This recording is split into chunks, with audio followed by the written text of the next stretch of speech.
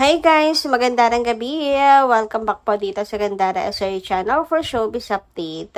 Ang tatalakayin nga natin ngayon at pag-uusapan mga kakimpaw ay syempre patungkol nga po dito sa picture nila Kim and Paolo na pinagkakaguluhan ngayon sa social media mga kakimpaw. Grabe naman nga kasi talaga si Pao. Pinapapak po ng halika si Chinita Princess. Pero bago po tayo magsimula guys, sa mga hindi pa nakaka-subscribe sa ating channel, pakiclick lang po tayo natin subscribe button at notification bell na riyan po sa baba para mag-i-updated po kayo at ma-notify tuwing may bago tayong chika at balita hinggil sa Kimpaw. Maraming salamat! Kahit kayo naman, dumako po tayo sa pagbabasa ng comment mula sa ating mga subscribers bilang pasasalamat sa walang sawang pagsuporta at pagtutok sa ating pong mga balita.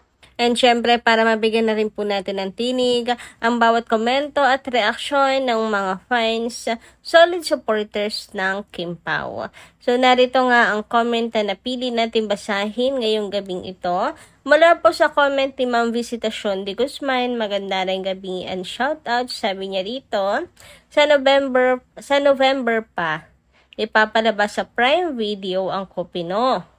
Sakaling matuloy sa panahon na yan, tapos na ang serye ng Eco 9. Or Eco 9.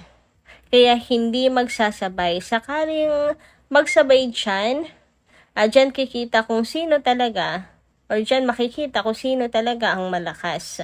Walang makakapantay sa Kimpaw. Feeling ko, magandang ending ng The Alibay. Nakita ko sa X, nagkita sila sa Canada. So, abangan na lang po natin para sa mga team Free TV, mga kakimpaw. So, advance kasi sa advance po kasi sa I Want. So, last week na po ito, no? Last huling linggo, mga kakimpaw, na ng The Alibay. Kaya tumutok po tayo ng mga team Free TV para malaman natin kung ano nga ba magiging ending ng Kimpaw. And syempre tungkol naman sa Kopino, hindi pa nga nagsisimula, no? Meron po kasing interview kay Pao tungkol sa Kopino, pero hindi po siya nagbibigay ng kumbaga ng clue, mga kakipi. Pero ayon sa kanya matutuloy pa rin naman ang Kopino, no? Hindi lang talaga yan isasabay, syempre sa palabas ng Econin. Ganun talaga. Marketing strategy nila yan. And syempre, sino sila para sumabay sa Kimpaw? Charot, hindi. Charot lang. Eme lang yun. Di po tayo naghahanap ng away. Pero speaking of pagsasabayin, malabo pong mangyari. Kasi nagsisimula na itong, hindi ako nagkakamali. Kasi may nakikita na po akong, thriller pa ba yung nakikita ko na yun? O talagang pinapalabas na mga Kakimpaw. Anyway, dumako naman tayo ngayon dito sa mga topic natin ngayong gabing ito mga Kakimpaw. So, kanina, present nga po si Kimi sa Showtime ngayong Monday. And the lap trip lang po kanina dahil nga si Darren napagkatuwaan po mga Kakimpaw ni Vice at saka ni Kimi. Paano ba naman kasi yung damit nga ni Darren ay parehas po ng dalawang lalaki na contestant mga Kakimpaw. So tawang-tawa po si Chinita Princess dito mga Kakimpaw na para bang wala nang bukas. Grabe yung tawa ni Kim, good for 1 week na nga. As in talagang tawang-tawa po siya mga kakipi. Buti na lang talaga walang pikunan dito sa Showtime. At saka yung tawa naman kasi ni Kim, hindi naman po pang-asar. Kumbaga natatawa lang siya sa kanyang best friend, mga Kakimpaw. Grabe yung tawa talaga ni Kim, nakakadala. Makita ko lang yung picture ni Kim na tumatawa. Naku, nadadala na rin po ako tawang-tawa. Halos sumakit na yung tiyan ni Kimi sa kakatawa, mga Kakimpaw, at maluhala na rin sa kakatawa. Ang tinis pa man din po ng tawa ni Kimi. So, lap trip po talaga kanina. Sabi nga po dito, good vibes na naman po ang Monday nating lahat. Sabi po dito, Meme, huwag ka dyan. Sabi ni Meme kasi kay, diba, kay Darren, para hindi daw siya lokohin ni Kim. So, dinala po siya dun sa dalawang lalaki sa gitna.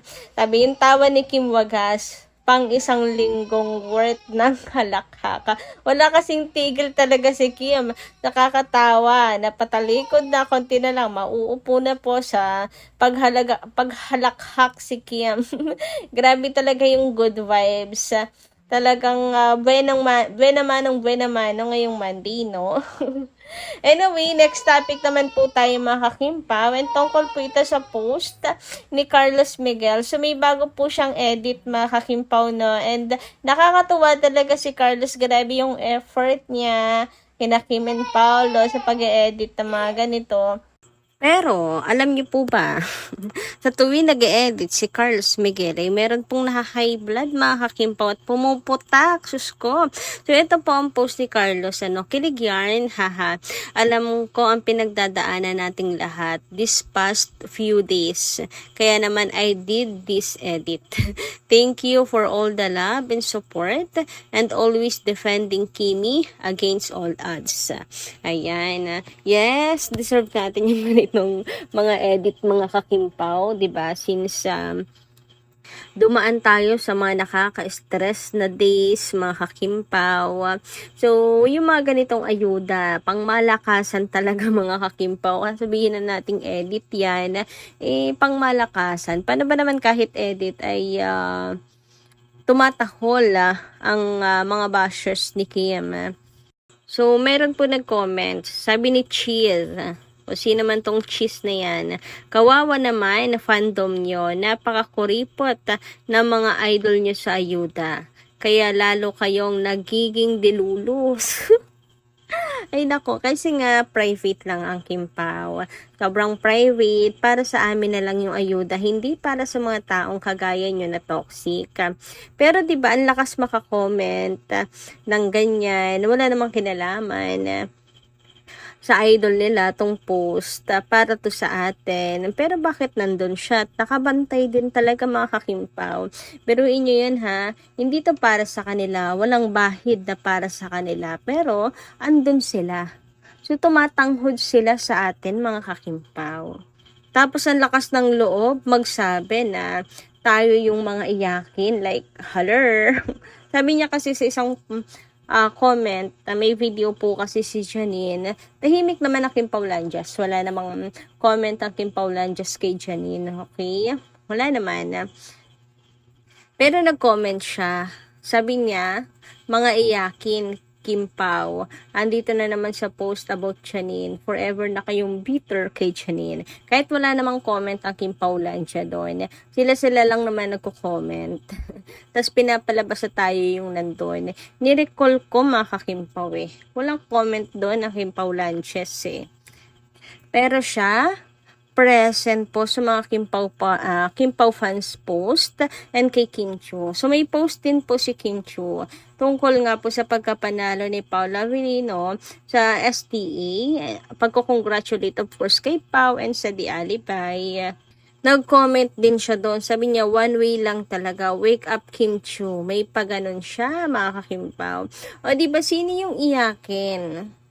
Sabi nga dito, sino ba talaga iyakin? Aling cheesy? At sino ang bitter nga ulit? Her bitter daw kayo, Kimpaw fans, kay Janine. Also her, keep commenting at ilang buwan ng pakalat-kalat sa KP. Umaasa pa din sa basag niyang dilulo kaya bitter sa Kimpaw. Kulang sa fan service ng Econin. Kaya nga nakukulangan po ata kaya tumatambay sa page ng Kimpawlandia. O, diba, napaghahalataan kung sino ang bitter. Yung maingay, mga kakimpaw. Anyway, dumako naman po tayo dito sa mga kissing scenes nila Kim and Paolo sa mga projects nila together, mga kakimpaw. 4 projects na ginawa. So, from Linlang to What's Wrong with Secretary Kim to My Love Will Make You Disappear, then The Alibay. Ang sunod na abangan nating kissing scene ng Kim Pao ay sa Kopino naman, 'di ba? Grabe papak na papak sa halik. Ang Chinita Princess, grabehan naman ngayon. Yan ang mga gustong-gusto pong nakikita ng Kim Paulansias kina Kim and Paolo. Sabi nga dito, hanggang Kim Pao hanggang wakas. More kiss more kiss este project together may Kim Pao. Yes, more kiss, more project, ganon. Para mas lalong mag-violet ang mga bashers, mga kakimpo nila Kim and Paolo. Siguro masakit sa mata nila yan, no? Samantalang tayo, tuwang-tuwa, masayang-masaya, and kilig na kilig. Sila naman, high blood na high blood, mga kakimpawa. Anyway, sorry na lang kasi may next project pa na upcoming sina Kim and Paolo. 2 projects pa, mga kakimpaw, which is ang MMFF kung totoo, ang chika, and then of course ang Kopino. Malamang may kissing scene ulit doon, di ba? Syempre, umaasa din ako sa MMFF, pangmalakasan. Kaya, sorry na lang, kayo mang ano dyan, mainggit hanggang mag-violet. Basta kami masaya at happy kina Kim and Paolo. So, yun lang po muna ang aking update ngayong gabing ito, guys. Maraming salamat po sa inyong pakikinigan. Kita-kits po muli sa susunod dating chika. Maraming salamat. Ingat po palagi.